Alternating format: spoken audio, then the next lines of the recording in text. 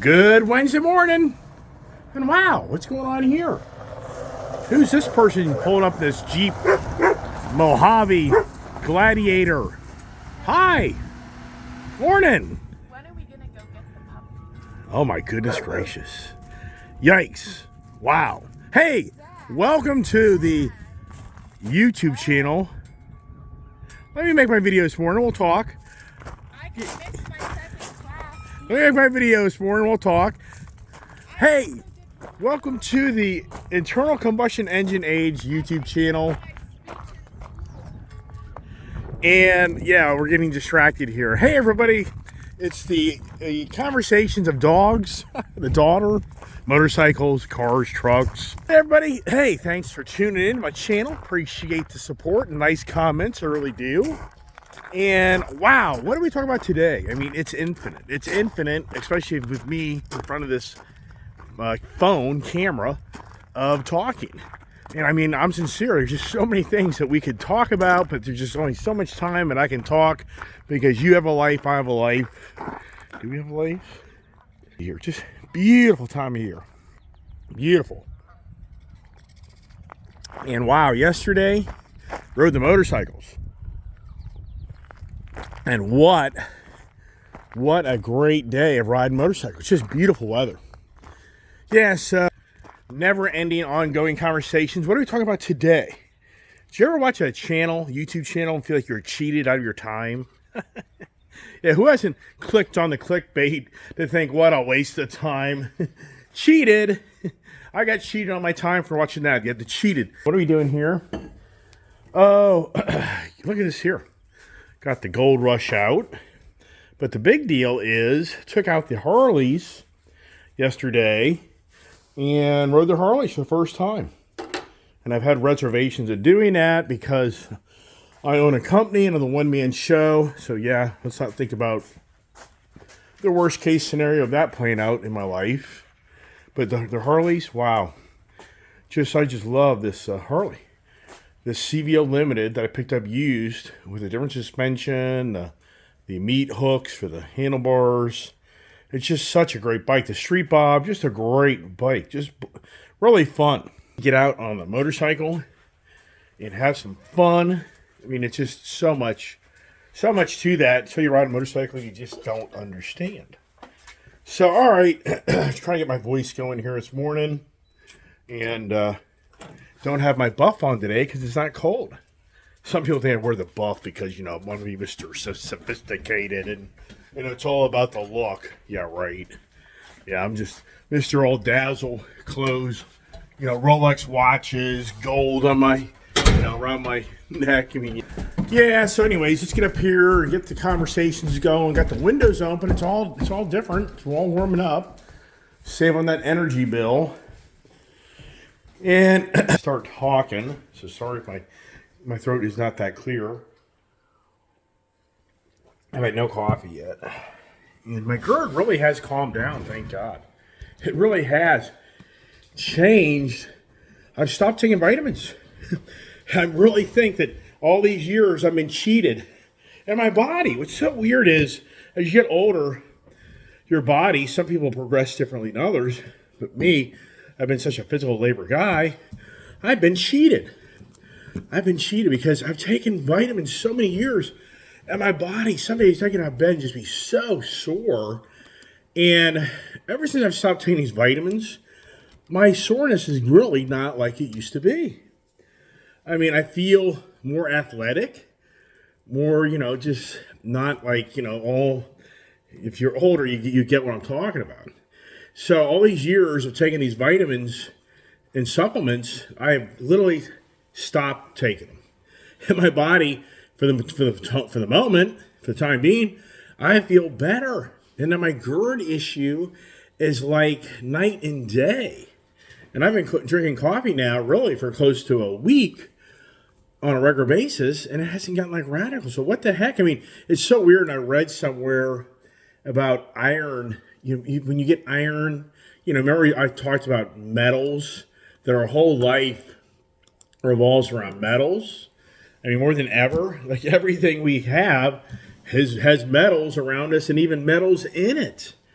And so a lot of those supplements I was taking had, the magnesium, the iron, the zinc. And I just started thinking, man. And so anyways, anybody out there that's got challenges in life, thinking you're popping pills, but you're not really feeling any better, you might want to just stop popping your pills and see if it changes anything. And for the moment, I'm going to tell you right now, it's like night and day. Yeah, so I've been cheated. I've been cheated to believe popping all these pills all these years is going to make me better. When in so many aspects, but it's incredible. I have met older people that have never even taken vitamins that per se are incredibly healthy people. These are 80-year-old, 90-year-old people that have never, been taking Advil, much of it, or aspirin, or popping vitamins. And it's incredible how, I think of my grandfather. My grandfather lived till 94. He freaking farmed up until his 80s. And it was incredible health considering for the time era that he grew up in the late 1800s and early 1900s. And he was a very incredibly strong, athletic human, person that never took all these. And he smoked a pipe every night of his life. He didn't do much drinking though. He wasn't a drinker, alcohol. So yeah. So here's the thing. I'm thinking myself more cheated. Are we being cheated like never seen in our lifetime? I mean, come on. The EPA just announced, I was telling you this yesterday, these radical, even more stringent guidelines of 2027 2027 overall fleet miles per gallon mandates that are being proposed. And then the 2030 mandates of what they're trying to accomplish is over half of the new car sales will be electric vehicles. Wow. So you're talking about by 2030, conservative number, 6 million to 8 million new cars will all be electric vehicles. So we're not even talking, we're talking basically 6 years. I mean, you can say 7 years, but so we're talking in car industry terms, very quick things are happening. And for me, I think, wow, is this all because of the cheating ways? The cheating, meaning that we're being told that the world's going to be in dire straits if we don't get this zero emissions accomplished sooner than later within rapid time frame. Are we being cheated, being that the automotive industry is being catered to, toe-heeled to by the taxpayers' expense of changing the mode of transportation by us having the Inflation Reduction Act bill, the Inflation Reduction Act bill that's $1 billion plus basically trillion. Then there's some other bill attached to it that's like $1 trillion bill. Yes, there's like two bills tied into one bill, and it's basically $1 trillion investment of getting the zero, emissions, the zero carbon footprint, from manufacturing, buildings, homes, cars, the list goes on and on and on. But the thing is, the rapid pace of this EV movement that we're in at this moment, do we as citizens feel like we're being cheated because it's being pushed so quickly? And for us as the taxpayers are paying for it, that should the taxpayers not be subsidizing all this brand new transportation infrastructure, would it be moving as rapidly as it can? And what industries are going to reward themselves by the billions of dollars in the end for the taxpayer's expense? And at the end, does a taxpayer really get the reward for their investments by them living a more modest, economical lifestyle? And we don't know. That'll be, that I've talked about it so many times. And we'll use the gas station industry as cheated that nobody's even really focused on, that nobody's even talking about. So, and it involves to the individual buying an electric car is going to be cheated in the end. Because I think we go 1 year ago, it's incredible how just 1 year ago, the nonstop media machine was talking about the oil companies ripping everybody off and charging way too much for fuel because supposedly the Ukraine war, Russia war, had interfered with Russia oil production, which is a bunch of lies. It never happened. So we continually hear the cheated conversations of it's an agenda conversation. Then the end, the truths prevail of how much lying went on, but people continue to believe the person that cheated them, and they listen to them again and believe their policies and views and ideas are legitimate and factual. I mean, it's beyond believable. This is like the guy that goes out and sleeps with a woman, or a woman goes out and sleeps with a guy and tells the wife or the husband it won't ever happen again, and they do it again. And then they tell them it'll never happen again, they do it again. And that person, can you just listen to it? This is what we're dealing with in today's society of people that support these legislative bureaucrats and policy, where they just blatantly lie to people, and people just forget, and just too much going on, and they just whatever, who cares? I gotta go to work. I don't have time to deal with all this political bull crap. That's what goes on. And so, for the cheating aspect of the gas station industry, if you think this through, and it's going to be cheated to the electric vehicle person, because they're going to end up paying the same amount of money to run their electric vehicle as they did when they had a gas engine car. And I know some people are like, well, yeah, but it's a zero emission, so it's a good thing. Okay, but the presentation I just spoke to you was the taxpayers are building out an infrastructure to hopefully reward the taxpayers for a more feasible economic reward for us helping those accomplish these goals. But will you actually see it? Will you have more affordable housing, lower energy bills, a lower transportation costs? Is that going to play out in 2035, 2040? I don't think it will. I think these world body governing powers are going to be sucking wind like never seen before because of the tax infrastructure that revolves around the ice-fueled engines, the ice transportation industry, that they're going to have no choice of recourse but to charge people incredible amounts of taxes for your lifestyle living off the grid. Or even if you live off the grid, there'll still be something that will force you to pay something to run that off the grid energy. I guarantee you, it will happen.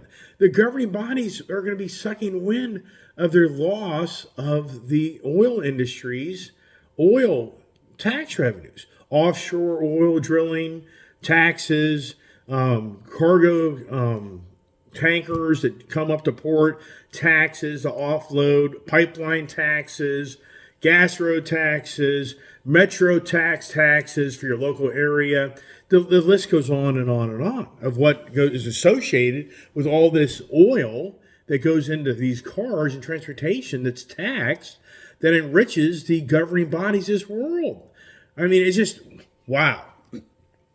So let's just go for the heck of it. Let's just say that the 2030, half the car sales are new cars. So, there's 300 million cars on the road, or $200 million. So it's not like in 2030, if 8 million cars or EV sales, that overnight, poof, the electric vehicles have dominated the roads over gas cars. That's not going to happen.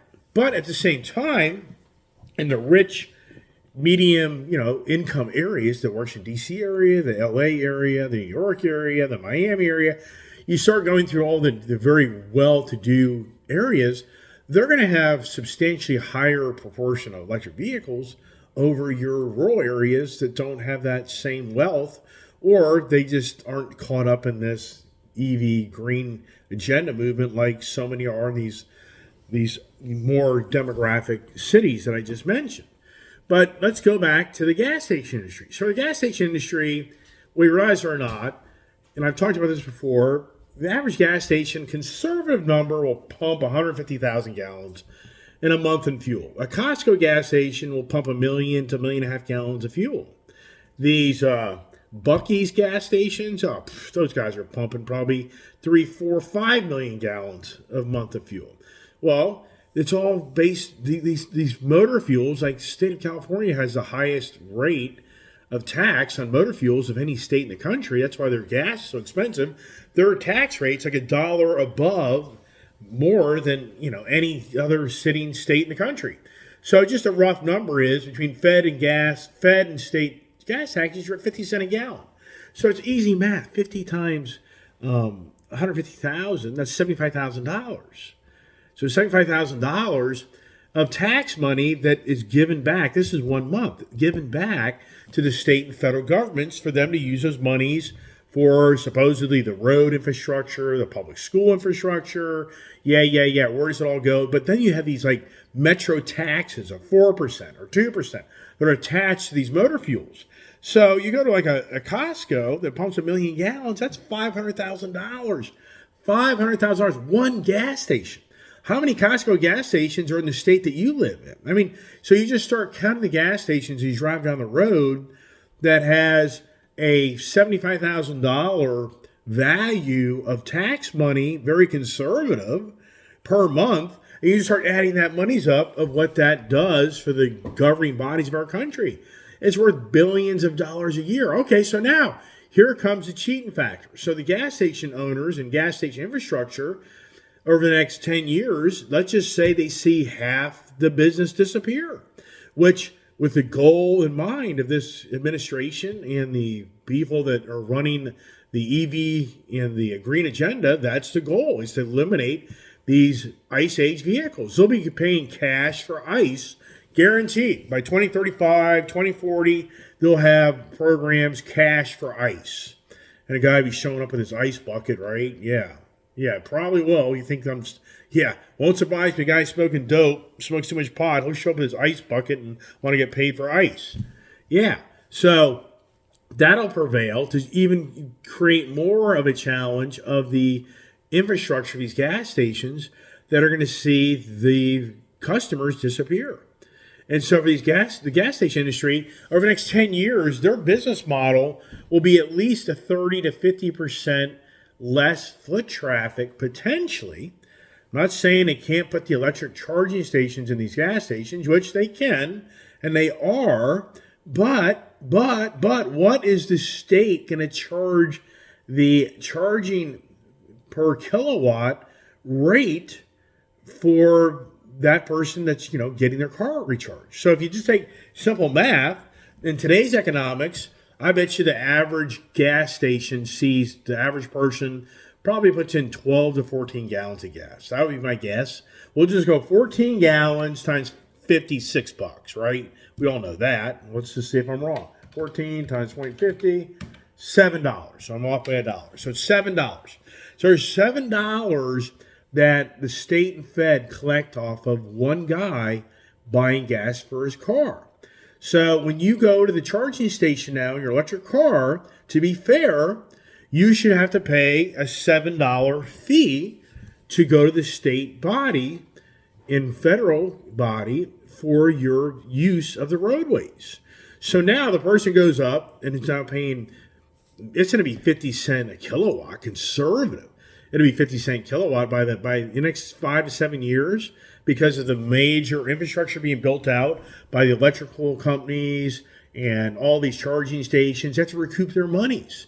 And that's what I'm saying to you. We as tax citizens are being told, you're going to supplement all this infrastructure, but we're not being told the reward for supplementing our tax monies into this brand new structure that's going to be the dominant transportation mode, of how we're rewarded for giving our monies up to help this come to be. And nobody's talking about, oh, hey, everybody, your $300 a month gas bill, you won't have that anymore. You may spend maybe $50 a month now. They're not talking about this. Nobody's smart enough to raise their hand and go, for all this tax money, for all this zero emissions, for all this stuff, all this money, and all this infrastructure, what is it going to do to reward me? Well, you're going to save Mother Earth. Okay. Well, I want to get rewarded sooner than later for that. So since I'm going to save Mother Earth and I'm going to give all the money up and tax monies to do this, what's my reward for that? Well, be so happy that Mother Earth survives. I mean, that's kind of where this conversation would go. Your grandchildren, yeah, right, okay. So here's the thing.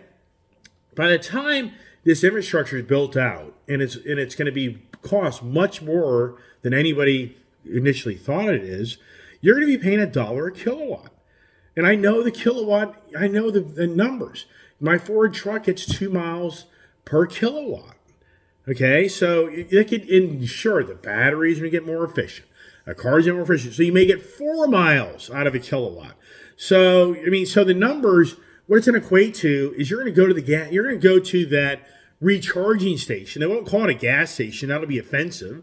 So you're going to go to the recharging station for your electric vehicle that is now going to cost you probably $1.50. It sounds far-fetched. It's going to cost you conservative at least $1 to recharge your car. So in the end, you're going to recharge your car, and it's not going to be any different than you go to the gas station right now and you spend your, $50 on fueling up your car to take you a few days. And that's where that's what I'm saying here is but this whole green agenda, this whole taxpayers at the taxpayers' expense is rewarding the infrastructure to be built out on their money. But where is the money given back for that reward? It's not going to happen. And once again, I don't think anybody's smart enough to even talk about this. Has anybody heard this conversation? So you're going to be cheated. In the end, you will be cheated. And you will even be more dominated of the control of what you own because everything's going to be tied into the grid. Everything's going to be electronic. Everything's going to be monitored of your habits, of, how your energy, your home, your shopping habits because of your buying through the internet and deliver your house and every item you pick and choose. Everything's going to be critiqued to every little detail. And where it'll go is you'll end up paying more for things that do more harm to Mother Earth because the zero emissions carbon footprint talk that what we're in right now, this whole little mindset of these cars, the next adventure is your lifestyle of how you eat and drink and exercise and what you do that creates more, panic to the ruin of Mother Nature, and everything's going to be critiqued into everything you do. So the government will start picking and choosing what they feel does more do harm to Mother Nature Earth than good, and you'll have to pay dearly to enjoy that. This sounds far-fetched. Okay, yeah. Would anybody believe what we're witnessing here on the cheat aspect more than ever in our life? Who doesn't feel cheated? Who doesn't feel cheated right now if you read about the education system? Who doesn't feel cheated? Aren't there a ton of college kids that want to be reimbursed for college because they feel they were cheated? Is this real? I didn't make this stuff up. I'm not making a YouTube channel to irritate people. I'm just talking the facts of what's going on in our society. There are a ton of people going to college who feel they got cheated for their education. And there's here in Baltimore has been caught on cheating on how many pupils are present in their school system. And they've cooked the books so that people don't the teachers continue to keep their job. The teachers continue to have their job because it's all based on the pupil population in the school infrastructure of state policies. If a school system loses half its students, you're going to lose half your teachers, or, whatever proportion the number is. And so for you as a taxpayer, don't you feel cheated that your tax-paying dollars are going to the school system, but the school system's falsifying all the books, even in educational tests and scores, and the list goes on, and even the point that they're changing the way that they grade the kids, and they're taking away the honor roll students being, looked at. They're doing so many things that don't you as an individual feel you're being cheated, that if you work so hard to raise your child to be really a good person, and you reward them from their efforts, but now that's being taken away? Come on. And then if you're a car person like me, do I feel cheated right now on the Ford F-150 Lightning and Mach-E? I do. It blows me away. They're saying right now that new car sales of EV vehicles is up 8.5% this year. But yet when I go on to these websites and I look at the electric cars that are for sale, there's a bunch of them out there. And my electric vehicles that I own, their values are just as bad or worse than buying an ICE vehicle. And once you buy it, it takes a huge hit. It takes a huge loss Yeah, so I feel cheated on that. I feel big time cheated that right now, not even a year later, it wasn't even a year later. I bought that Ford Lightning truck back in June, and then I bought the black one in like September. And by January, that truck had lost conservative $20,000 in value. But yet a year ago at this time, there was a guy supposedly buying these F-150 Lightning trucks. You don't know what's going on, but the story was that this Kuhn Sterling Ford, there was a sales guy down there adamantly preaching last like June or July of last year that some guy was buying F-150 Lightning trucks. He got an order of like 7 trucks, and he was making like 50 to 70 grand off each one. And he made like $300,000 to $500,000 by buying these F-150 Lightning trucks and shipping them to California. And people were paying him like $150, $180 for these, $80,000 trucks, or like $130, $140. Yeah, I wonder how those people feel right now. Do they feel cheated that bought those? I mean, so for me, we're living in times that I think that people are oblivious to the fact that you're being cheated by this whole Inflation Reduction Act that nobody's talking about. All they talk about is the zero net emissions. They're not talking about the reward back to you, or is your own lifestyle going to be more affordable, or is it going to be more expensive? Yeah, I mean, has anybody talked about that? And I'm sure somebody like, yeah, but you can get your solar panels, you can lay off your solar panels, and blah, blah, blah. That's true. I don't disagree with that. And you get tax incentives, right. But what I'm saying to you is the whole tax infrastructure of the ice age, of the fossil fuels, for electrical companies, for the transportation sector, as that slowly evaporates, where is the governing body's tax monies? So they're going to have but no choice to go after you as a person to collect tax monies. I mean, it sounds far-fetched, but you're kidding yourself if you think the governing bodies aren't going to reach out and try to circumvent what they've created to only have to regain it back through creative ways of charging you through the infrastructure that they created. Hello? Oh, so inflation in America. Electricity's up, used cars is down, hotels is up, apparel's up, gas is down. Yeah, right. Anybody remember the whole pitch that Russia's oil was going to be taken off the market in February this past year, March, and that the barrel of oil was going to go through the roof again, and nothing happened? And now the OPEC, the oil petroleum exporting countries, they're all having to gather together because it ain't working. They're continued, scare the hell out of everybody. They have no choice but to collect, to pull back on production. But is that even going to work? Do they understand that the whole transition of transportation is changing? It's so changing. I mean, you just don't hear it talked a lot about how many people don't drive their car to work anymore, and they don't spend all this money on fuel anymore, and they don't need to buy tires. Here's a good information. Did you know that an EV vehicle technically has to have an EV tire? Did you know that? Yes, Michelin, other companies out there doing the same thing, but the electric vehicles weigh so much more than the average vehicle.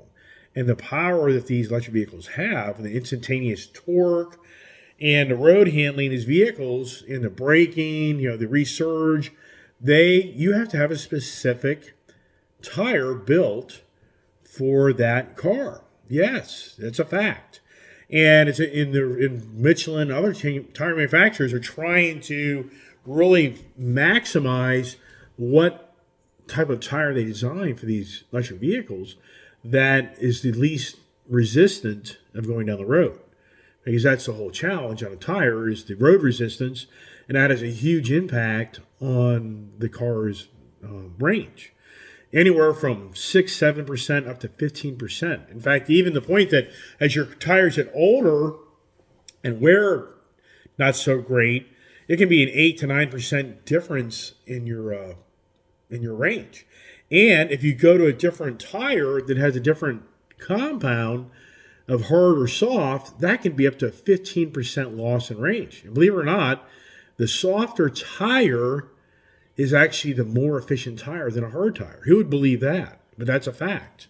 That a softer tire, the way it kind of has that resistance against the road and how that tire, like maneuvers its characteristics to have that patch on the road is more efficient than a hard tire. Isn't that interesting? All right, everybody. Hey, I'm going to kind of leave it at that. On my morning conversations, I've cheated. Yeah, did I get into the politics? I really didn't get too radical on that. Kind of leave it at that because, boy, you can go down a whole rabbit hole on that conversation of who's been feel like they've been cheating on this and that, and the list goes on and on and on. So, anyways, appreciate everybody watching my channel. And wow, what a great day yesterday riding the motorcycles. Just getting on a motorcycle and riding. It's such a great thing to do because it just really gets you away from the routine. It opens up your mind, and you feel so free. And that's that's a whole other conversation of our freedoms. And yeah, so anyways, hey, thanks for watching, and God bless. Stay safe and stay tuned.